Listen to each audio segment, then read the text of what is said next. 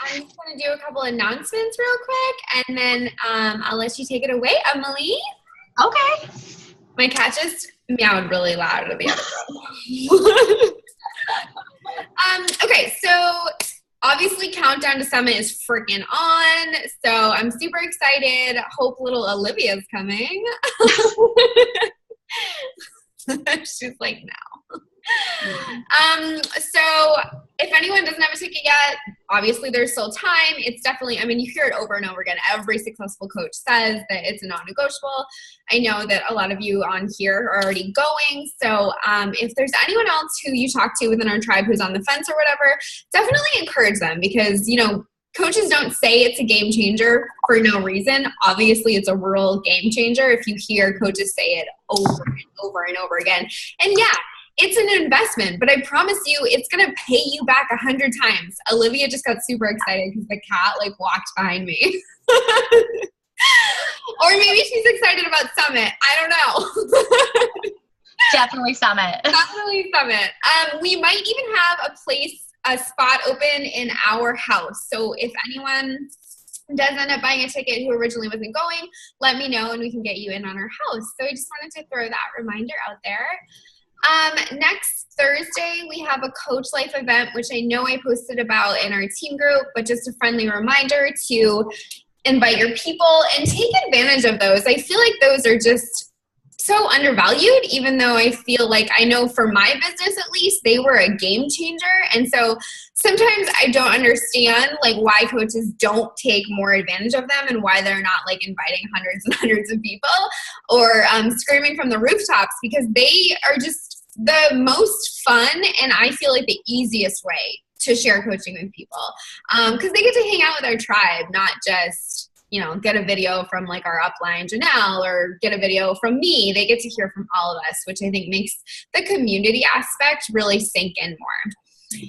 That's going down next Thursday, 8 p.m. Eastern Standard Time. I'll share the event once I get it made. And then just some Success Club shout outs. So obviously there's plenty of time left in the month, but so far we've got Angela, Lisa M, Talise, Trina, and Jacqueline, who are both brand new coaches. They've only been coaches for like maybe not even 2 weeks now. And all those ladies have points on the board. And then I have 10 points. So I get a photo op with one of our trainers in Punta Cana. Which I didn't even know about that was going on. Like I heard about it later and I was like, sweet, I already got that. So that's kind of the end of my announcements, but I'm going to just introduce you a little bit, Emily. Okay.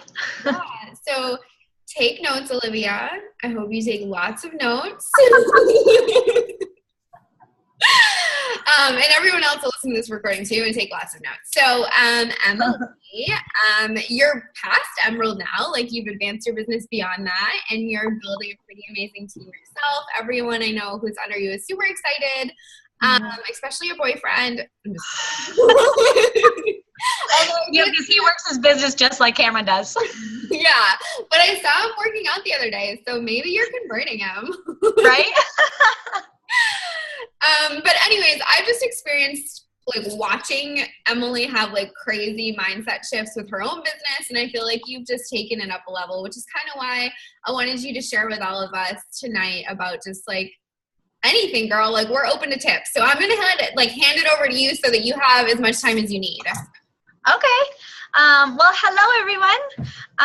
So honestly, Crystal, when you asked me, I was like, yeah, sure. And then I was like, no, fuck, I don't like talking to people. I don't like public speaking. Like, why am I doing this? So sorry, Olivia. Oh my God. She's like, sorry. But anyway, so yeah, I wanted to kind of talk about like shifting your mindset from a hobby coach to a business building boss, as Crystal put it, which I think is perfect. Only because like and I'll talk about this, I had this huge realization that that's what I was doing before, is that's how I was treating my business, was as a hobby instead of as like a business. So I wanted to start off with a quote from a book that I know you guys have all read. It's You Are a Badass. And it's your thoughts and beliefs dictate your reality. So if you want to change your reality, you have to change your beliefs. And I picked that quote because before like my mindset kind of shifted, I was in like that place of telling myself that I couldn't do it and not really believing in myself and not really being confident. So that's what I was getting. That was my reality, was I wasn't getting the things that I wanted because I wasn't believing it. And I was telling myself these negative things. So I thought that quote was kind of fitting for like how I started and kind of where I'm at now. And then, so like, how do you change your beliefs? So you kind of have to change your mindset. So I had to get a handle on my thoughts in order to kind of change my life. I had to get a handle on getting rid of those negative thoughts about myself and this business and what I could do and shift it to a more positive. So I wanted to kind of share a little backstory on like kind of my coaching journey so far. I'll try not to make it very long, but I just think it's really like relevant to like how I got here. So I signed up last like July, and when I signed up, I had just signed up because I was like, oh, I could use some extra money. Like that would be fun.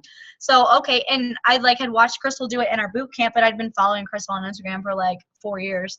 So I was like, yeah, okay, so let's do it. So I really just did it for some extra money, but I didn't really know what I was doing. And when I had started, I also had started my job here in Arizona teaching.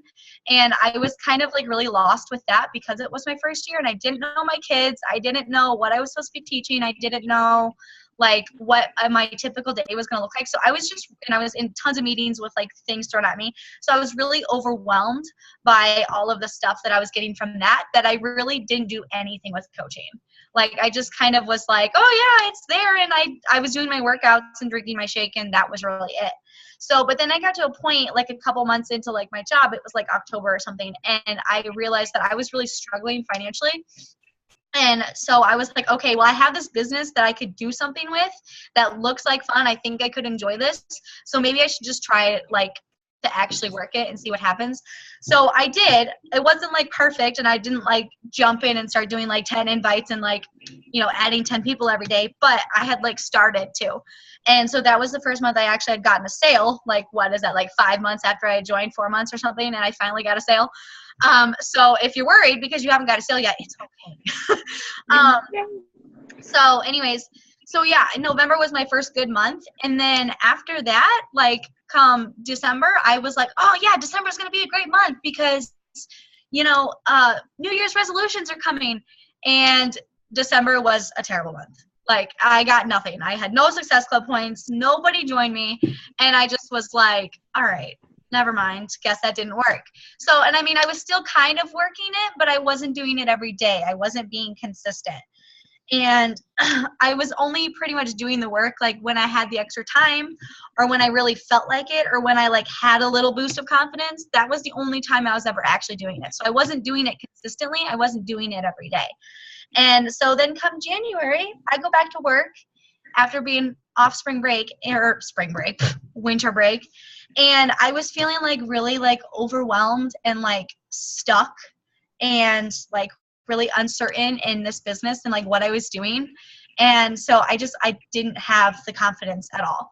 And so I literally, I don't know that I would recommend doing this. It worked.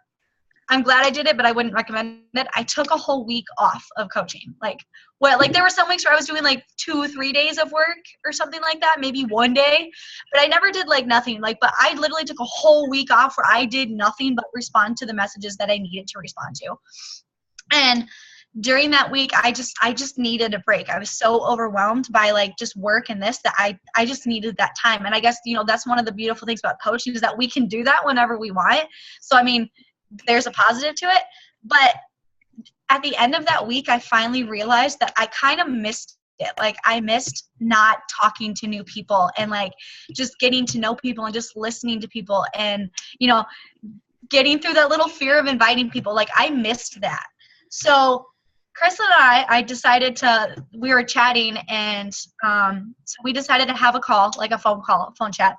And the night before we did that, I sat down because I was still like really overwhelmed and like uncertain. And I sat down and I pulled out my journal and I literally wrote down every single thing I was thinking and every single thing that was going through my mind. And guys, this was a page, like a big notebook like this one, front and back page of like 95% of the things were negative.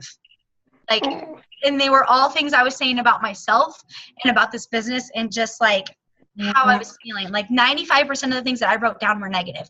And I wrote them down, I looked through them, and I was like, oh my God, like this, I'm not okay with this. I'm not okay with this negativity. And I'd been reading like my PD and stuff like that. So I was like, no, like this is not okay. And so I got a red marker. I went through every single thing. I crossed off every single negative thing that I had written down, and I changed it to a positive.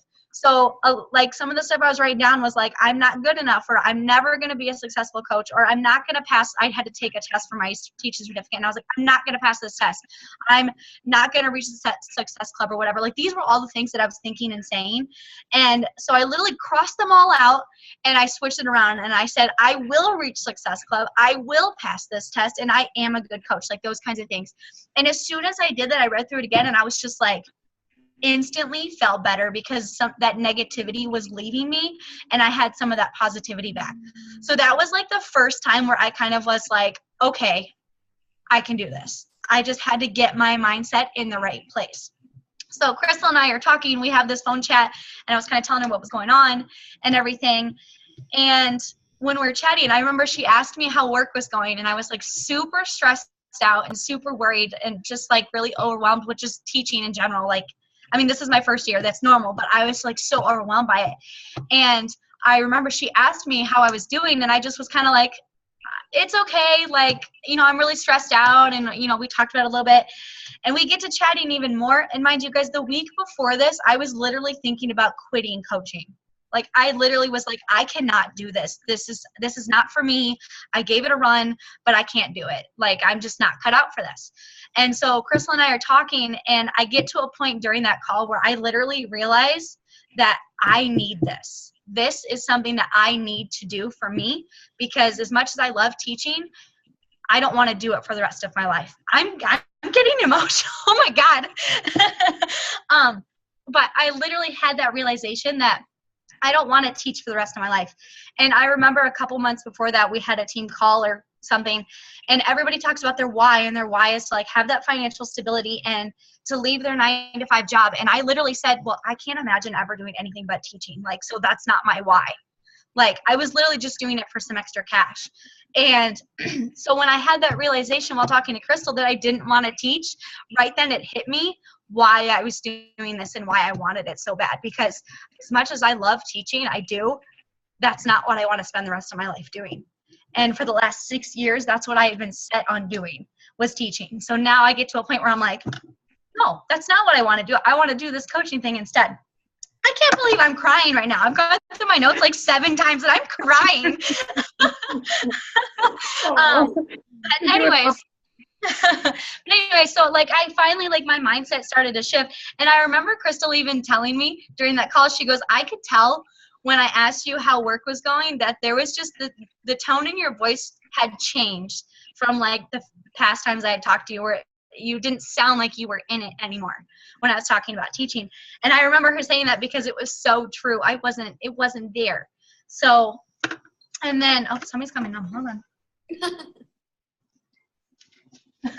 on. Anyways, so I had this realization. So then I was like, and I remember telling her this too, was I didn't think of it as a hobby, but that's how I was treating it. I was treating it like a hobby. I was doing it when I had the time. I was doing it when I want to. I was doing it when I had the confidence to do it. And we all know that that is not how this business works. You cannot do it when you have time. You cannot do it when you feel like it. You have to be consistent, and you have to do it every single day. And if to get the results you want, that's how this business works. But I was treating it like it was a hobby. I was treating it like something you do when you're for fun, or something you do on the side when you have a spare minute to do something, or like on the weekends when you're like, oh, I'm bored. What am I going to do? Oh, let's go like talk to some people. Like, that's how I was treating it. And I didn't think about it that way, but that's what was happening. And so I like had to switch that mindset out of this being a hobby to this being something that I want to do, and something to like build a business from. And so you guys, if you want to earn 6 figures, if you want to live that life by design, or whatever it is that you want, you cannot treat it like a hobby. You have to treat it like a business, and you can't just do the work when you feel like it. You can't do the bare minimum and expect to get the results that Melanie Mitro or Janelle or Angie Belmar has gotten. You cannot expect to get the results that they've gotten by doing the bare minimum or just doing it when you feel like. So like when you think about a hobby versus a passion, a hobby is something that you do in your spare time. When you have time, when you feel like it, something for fun, you maybe do it once or twice a week, something like that. Something that you're passionate about is something that you go all in with every single day because you love it that much and it brings you that much joy. And if that's what coaching does for you, then you should be all in every single day. And so I want to refer to something that Josh Coates said at Super Saturday. And he said that people will spend 5 hours looking out the window for somebody else to blame instead of looking in the mirror for 10 seconds to blame themselves. And that really stuck with me because that's what I was doing. I was blaming everybody else. Nobody wanted to join. Nobody was interested. Nobody wanted to, like, everybody was ignoring me, but it was because I was doing the bare minimum. I wasn't reaching the people I needed to reach. And so I was blaming them when really I should have been blaming myself. So I was the one treating it like a hobby, not them. They didn't tell me how to run this. They didn't tell me how to do this every day. I did. I was telling myself how to do it that way. And so it became a hobby instead of a business. So I finally had that mindset and was like, I have to shift this. So this is kind of when it started. So how did I kind of shift it? So this is what I did. I have a few like things that I did to kind of help my mindset shift and then also get to where I am. So the first thing I did was I reconnected with my why. And to be honest, you guys, I didn't really have a why. My why was, oh, I want some extra money. But what does that look like? I want extra money. I don't know. For me, I want to pay off all my debt. I want the complete financial stability so I don't have to worry about living paycheck to paycheck. I don't have to worry about if I'm going to have money if my car breaks down or if I have to go buy something because I ran out of something and I'm like, oh my God, I have to wait till next paycheck. But no, I can go buy it now because I have the money for it. You know, like that's what that looks like to me. So I literally, that same journal, the same one where I wrote down all those negative things and changed them to a positive, on another page, I sat down and I wrote my why.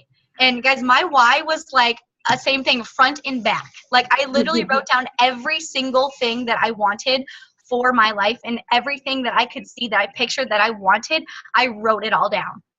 And I read through it and I was like, this is my why. This is the reason why I'm doing this because I don't want to live like this every single day. And when I was home for Christmas, which was like a few weeks before this, I remember taking my mom to work because I didn't have a car. So I was like taking her to work so I could use the car. And I remember telling her, and she just was like dreading going to work. And I remember asking my mom, like, why don't you leave your job? Like, why don't you go find another job? And she said, because I'm 57 years old and nobody's going to hire me and pay me enough that I need to cover my bills.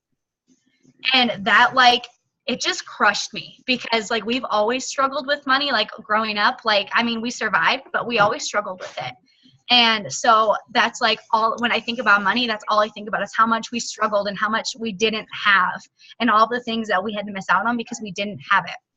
So when my mom said that to me, I was literally like, I was so crushed because I love my mom.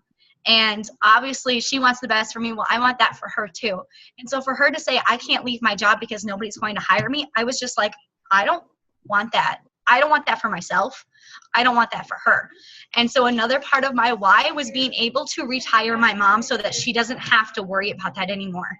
So that she doesn't have to go to a job that she hates or have to worry about whether or not she's going to have money to pay her bills too. So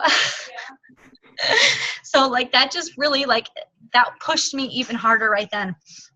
And so after I kind of wrote down my why and figured out why I wanted this and where I was going to go with this, I sat down and then I created a vision board. Okay, this is something that like it seems so silly because we're like, oh, a vision board, everybody does that. But I had it written down for like months to create one and I never did it.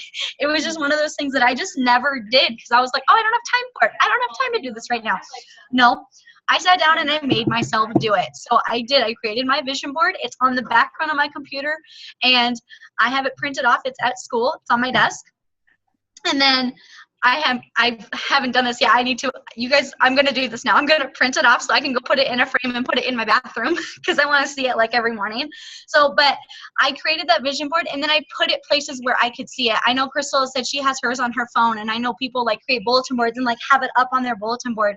So like do that. Don't just create it and then let it sit in your pictures folder or whatever. Don't let it just sit there and sit on your background, because like, yeah, when I get on my computer, I see it. But as soon as I start pulling things up, I don't see it anymore.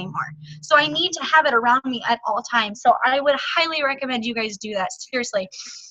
So then after that, I wrote down my goals. And again, I'm not telling you guys anything that you guys don't already know, but the thing is, a lot of times we hear these things and we don't do it. And I wasn't doing it. I had been telling these things. I had been writing them in my notes every time I heard a national wake-up call, or every time I heard a training. I was writing down all these things I should be doing, but I wasn't doing them. So I was missing that action part of it, you guys. And so I wrote down my goals. I wrote down everything I wanted. And guys, one of my goals is to make $1,000 a week by the end of this year. That is one of my goals. And this is the first time I've ever actually said that. So like that is one of my goals.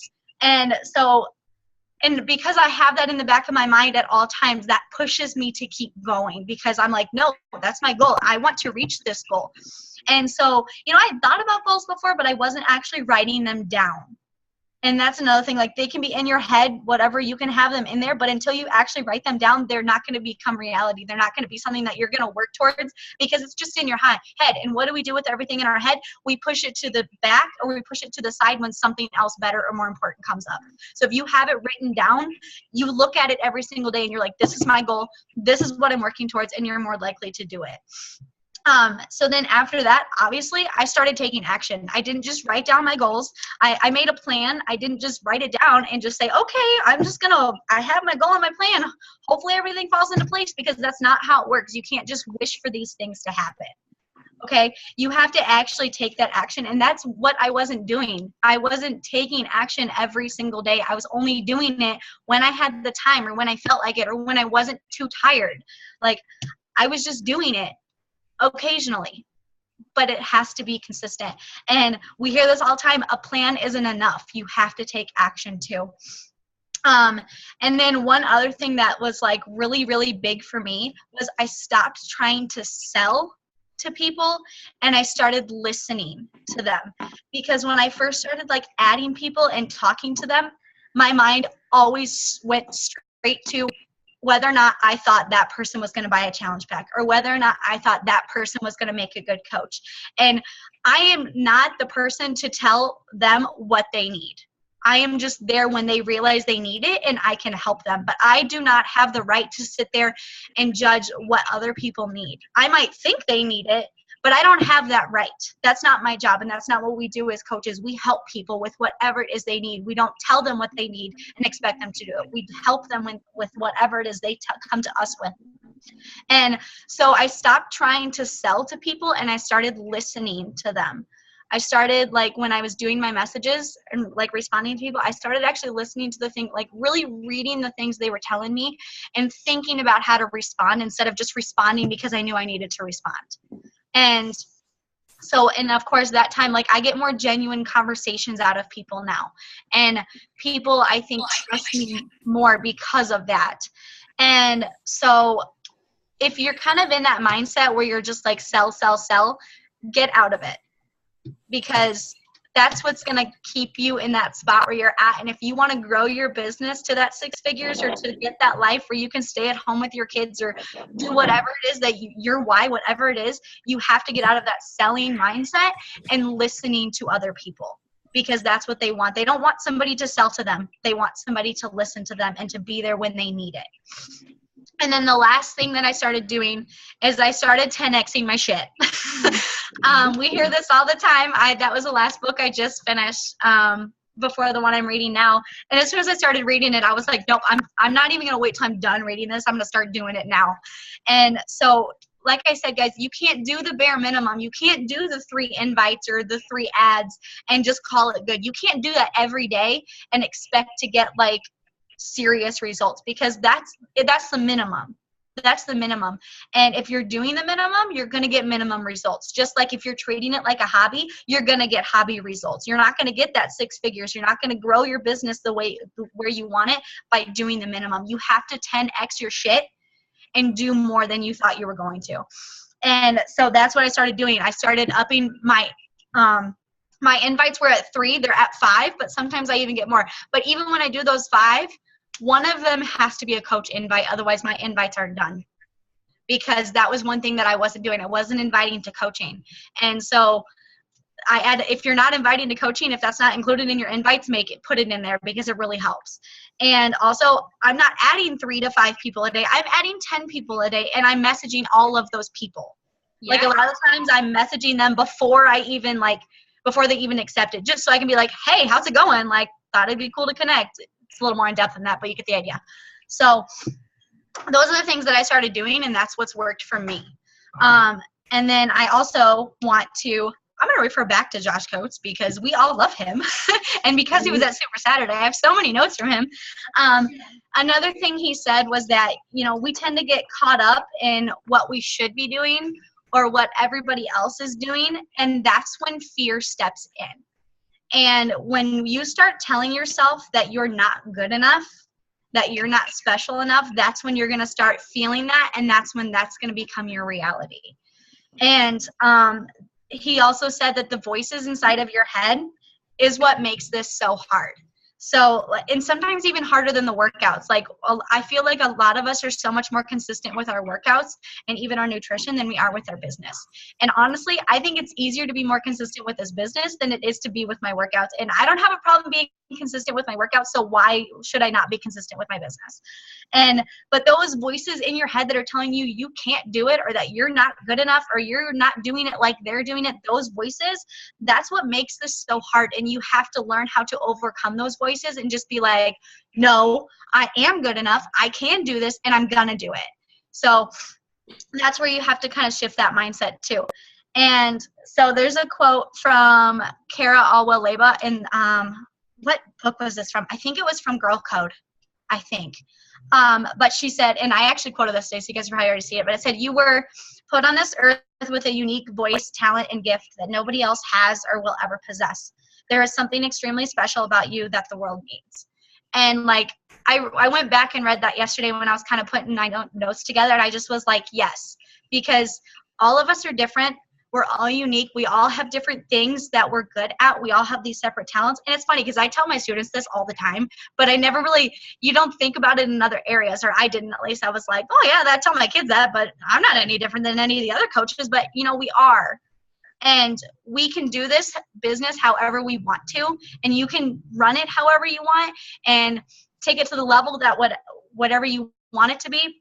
But there is something special about you, and you were put on this earth to share that with other people. And that's what coaching gives you that opportunity to do. Coaching gives you the opportunity to share who you are and to share your talents, and so that you can help other people. And so you can't let yourself be stuck in that mindset of, I can't do this, or I'll do it when I feel like it. You have to get out of that to take yourself to the next level.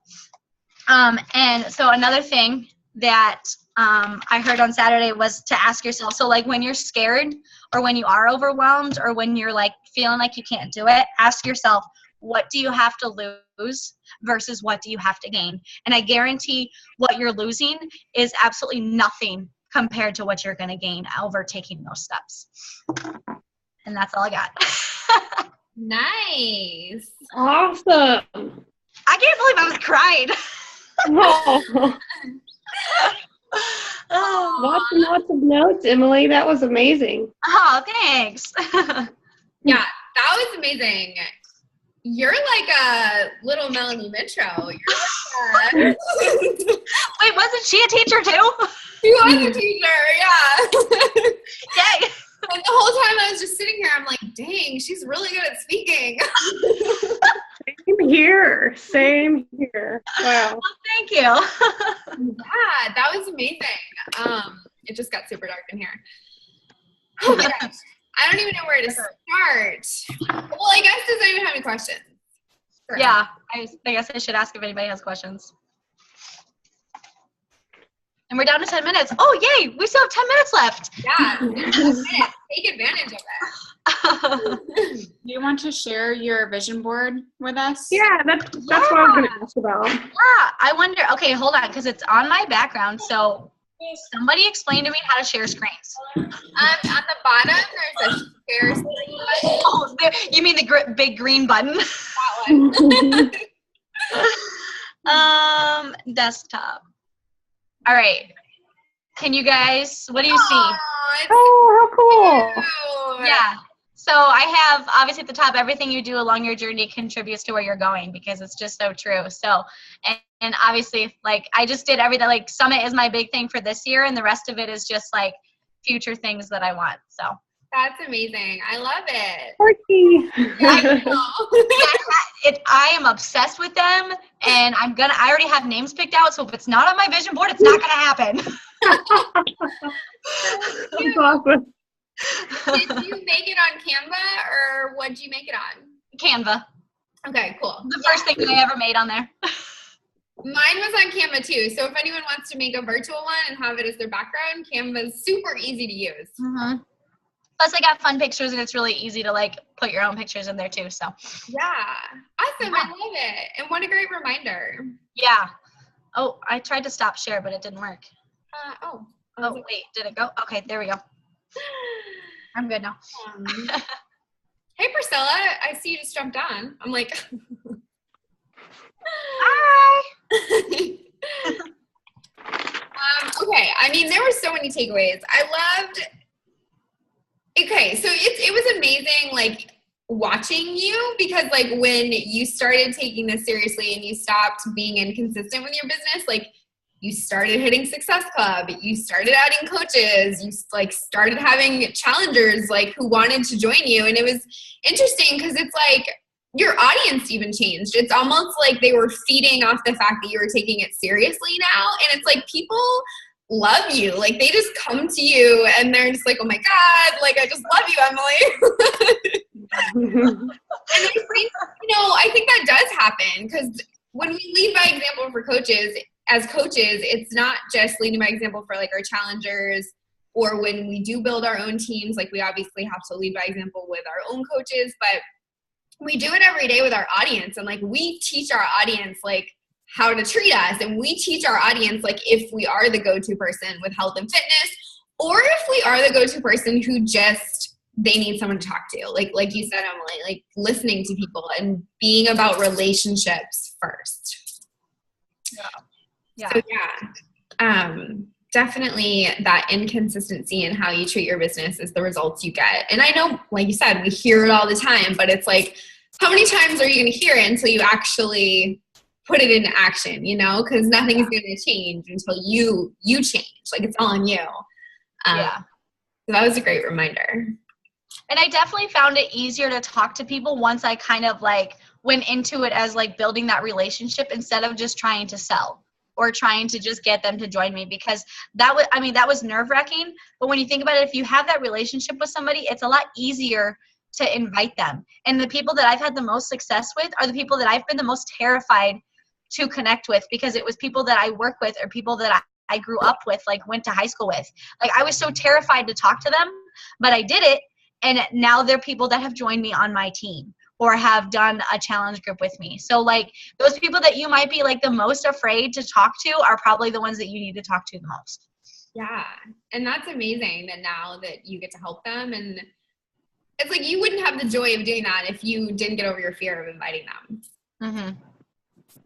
So yeah. Yeah. Anyone else have any questions or comments? Can you write down that Josh Coates quote? Josh Coates quote. Yeah. Which one is it?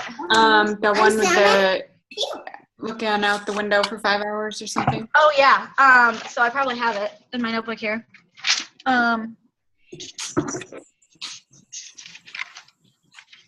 Let's see. Yeah, so he said, like, and this is, like, kind of not exact, because I guess I didn't write down the exact thing. It was just something I remember. But he said people will look out the window for 5 hours to find somebody else to blame when they really just need to take a look in the mirror for 10 seconds to realize they need they should be blaming themselves. That's so true. I know. You know, and he said it, and he goes, "Oh man, Mean Josh is coming out." And it had been like 3 minutes, and he was like, "Mean Josh is coming out already," and I was like, "Oh shit." Dude, so quotable. I know. Maybe Emily, do you mind like posting maybe like all your quotes tonight in our team group because they were just all so good and applicable? Yeah, sure. I'll just like start a big thread. Yeah, inspirational quotes. There you go. Yeah. That would actually be. Sorry, that would actually be a good post because you know how we do, like you do a lot of your posts, you have like a quote first or like a question first. I think that would be cool for other people if like they just can't find something, if Pinterest isn't their jam for the moment. Yeah, I mean, that's what I do like a lot of times. I'm like, I need a picture. Yeah. Here's a quote. Yeah, I can definitely do that. Cool. I think we took a lot from last year's summit too, and there's probably a few that we could share. Yeah. With it, or anybody from anything, you know, if you just hear one. You hear one that you want to share, just throw it in there. Yeah. So I wonder how we're gonna keep track of it. Like if we make do a file. Maybe make it a file or an album with just one photo and we put all the quotes under it or something. Or we could do it in our Fit Bliss Tribe Google Doc. Mommy, want to see it? Because if we just make it a regular thread, it'll go to the bottom. Because I guess there's only one post allowed in a group, and that's our Success Hub one. So Yeah.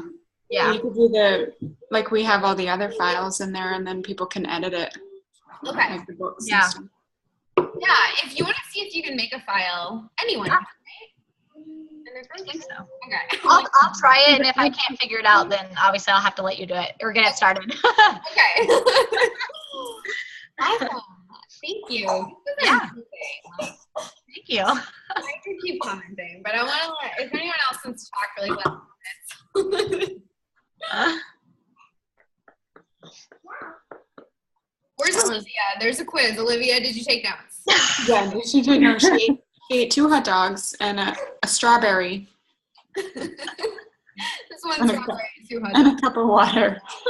With so many notes, I can't even read them. Now I have to mute. That's awesome. Mostly she took meow meow notes. She saw the cat and she was like, meow. I saw her. Oh gosh. If only I'd had a cat with me, that just would have made it like 10 times better. I know. You just need to have a cat, like a perching cat. On my shoulder at all times. Just for Olivia. Yeah. We don't have cats here, but she enjoys the dog.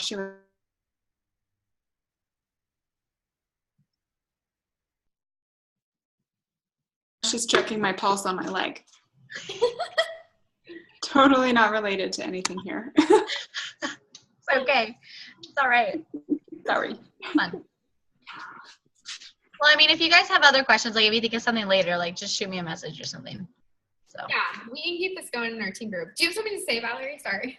Well, my only really question, because I have seen when I do, yes, post consistently, and it sucks because on the weekends I'm so busy with Little Caesars, I don't get to post as much. Yeah. So I'm getting the habit to where, yes, to have them prepared so I can just like put them in real quick before I go to work. Yeah. But how soon, I guess, did you see after consistently kind of people kind of coming in or, asking or being more curious about it? Because I'm still inviting and building those relationships, but, with a few people, they're like, oh, hey, well, I see you're drinking that shake. What's that? And, and then I'm getting more questions that way. I guess, yeah, just doing it more and more every single day. Yeah, I mean, I think like one of the things that I didn't post about a lot before was coaching in general. Like it was just straight my workouts and like that was it. So once I started adding in like the coaching part of it, like just not necessarily inviting, just talking about it. And then also just talking about Shakeology. Like people started coming to me